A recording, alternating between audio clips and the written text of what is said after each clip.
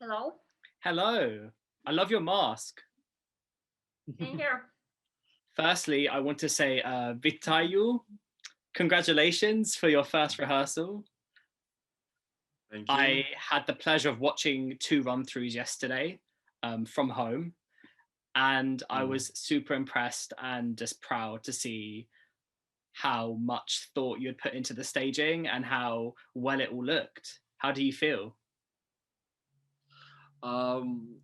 Actually, it's quite difficult to describe all the emotions in words because when we got on stage, it was like pure emotions because the stage is huge and all the installations are just perfect. So and everything goes smoothly according to the clock.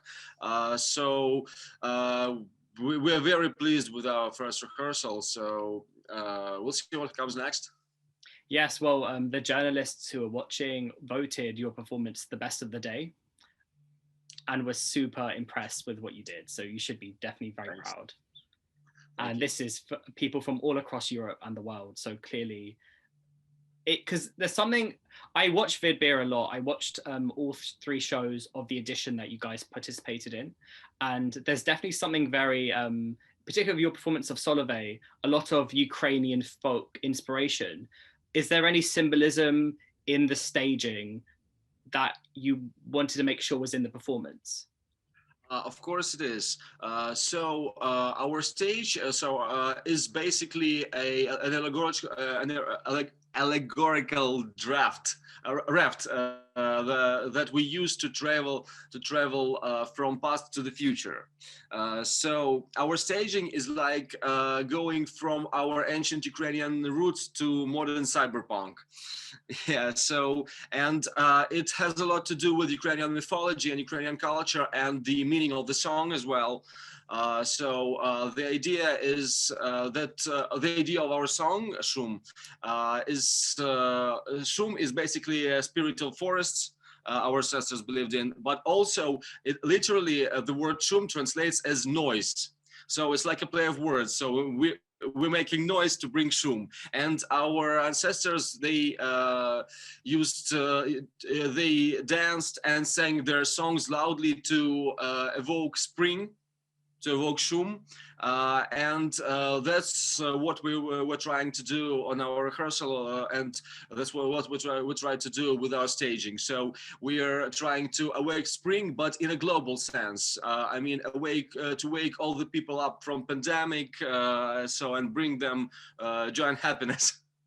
Oh, for sure. There was so much thoughtfulness and detail in what you were doing, and I definitely think that the organizers made sure that we could see everything, so it came off very well. And I want you guys to know that, because I imagine having rehearsed a very detailed stage production, you would want to know that it came off very well. Who designed the staging? We're working with amazing team. We we started to work with them, I think, during Vidbir a year ago, and this year we're also working with them. They're doing staging.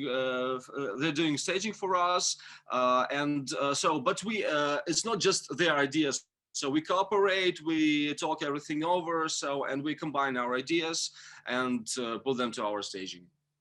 And was it important to have a Ukrainian team putting this performance together for you guys? We have a Ukrainian team because everything that we did with our staging, so we did in Ukraine. And of course, for us, it's very important because Ukrainian people are familiar with our, traditions, mythology, and so on, and they understand what we are trying to say by our song and by our staging.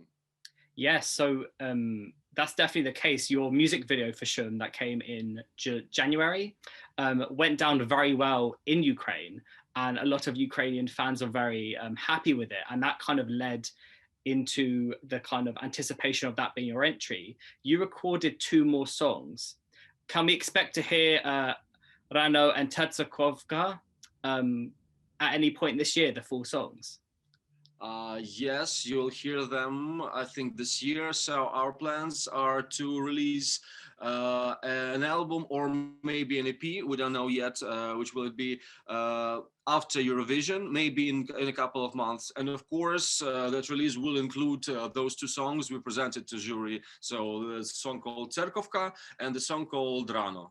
So of course, actually, we have written just a few more songs, but we didn't present them to the jury. So, and the idea of our upcoming release is that it will be a concept release. So it will be different, several songs combined with one idea. And our song Shum is chapter one of this idea. So it's like a chapter one of big book that we are going to release. And for you, is Solovey like a prelude to that book, or is it a completely separate concept? It's a separate concept, but still is based on Ukrainian folk music. So they're, in a way, they are similar. But regarding the idea, the meaning, they are different. Okay, that makes sense. I definitely feel like there was a progression between the two. Yeah, well, actually, Solovey was more like a love story. Ah, yes. Yeah, but when we found out that we were going to write a new song for Eurovision 2021, we thought that, okay, so Solovey played this part, but we have so much more to say. And we wanted to say, we wanted to do more. So there are lots of topics in Ukrainian mythology that are worth thinking about today. So, and we picked one of those. Okay, I have two more questions left because I want to respect your time, and also you're on kind of a break between today and your next rehearsal. Is that correct? Right. Kateryna, how are you? I just said it in the Greek way. I apologize. How are you preparing your vocals to make sure that you can be consistent? Як я готуюсь? Так. Окей, I have many коротше, скажи, що я маю дуже багато розпівок зранку, це в основному побудовано на дихальних практиках. Okay, so I'll translate that. She has several warm-up techniques for her voice. Basically, they are based on breathing practices, something, I think, щось від холотропного там, так? Динамічна медитація. Yeah, so a bit of dynamic meditation and some of the things based on, you know, Eastern breathing practices when warm-ups. Fascinating. So, but it takes time, of course. It's not like 5 minutes or something. It takes a lot of time. Yeah, you can tell like there's so much power in how you sound that you can't just do that. I definitely couldn't do that. That goes without saying. I would love to, honestly. My final question for you both is, if Vidbir returns next year, I would firstly hope to see you guys perform as a guest. Which Ukrainian artists that you guys are fans of back home would you like to see participate, potentially? Oh, that's an interesting question. I should translate that, I think. Наступного року на відборі кого би хотіли побачити з наших українських гуртів чи виконавців от від себе? Хотіли, щоб там був. Interesting question. Thank you. Maybe...